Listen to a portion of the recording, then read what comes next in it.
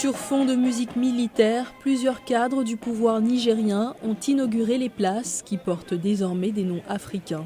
Le colonel-major Abdraman Amadou, ministre de la Jeunesse et porte-parole du pouvoir, s'est exprimé lors de la cérémonie. La plupart des avenues, boulevards, lieux de mémoire, rues, sites et places de nos villes en général et de la capitale en particulier portaient des noms qui ne représentaient pas des repères dans l'imaginaire du collectif de nos concitoyens. Aujourd'hui, cette avenue qui portait jadis le nom du général Charles de Gaulle est désormais baptisée avenue Djibo Bakari.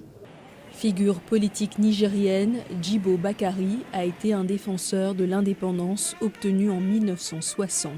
Un peu plus loin, le monument dédié aux morts des 2 guerres mondiales devient Boubandé Batama, à nos morts en langue djerma, et rend désormais hommage à toutes les victimes civiles et militaires de la colonisation à nos jours. Le colonisateur, en souvenir de son passage, a marqué certains de nos centres urbains, certaines de nos places fortes, de nos sites touristiques, de nom de ceux-là même qui nous ont causé du tort.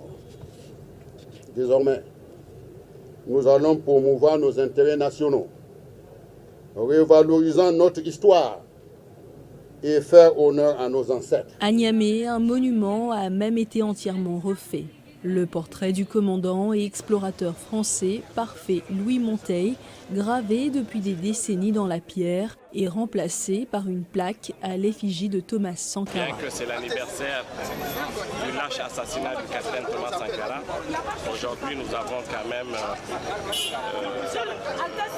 un sentiment de fierté de voir qu'à l'occasion de son lâche assassinat, qu'une place qui portait le nom d'un colon a été rebaptisée à son honneur. Au cours de la cérémonie, l'ancien président du Burkina Faso, tué dans un coup d'État en 1987, a été salué comme une figure du panafricanisme, de la lutte de libération et d'émancipation des peuples. C'est un sentiment de joie, de fierté pour nous d'assister au jaillissement de la vérité au Niger et en particulier à Niamey, en ces lieux qui désormais portent le nom d'un fils digne de l'Afrique, d'un fils digne du Sahel, Feu Thomas Noël Isidore Sankara, qui a défendu la cause de l'Afrique et des Africains. Enfin, la place de la francophonie a été renommée place de l'Alliance des États du Sahel, AES,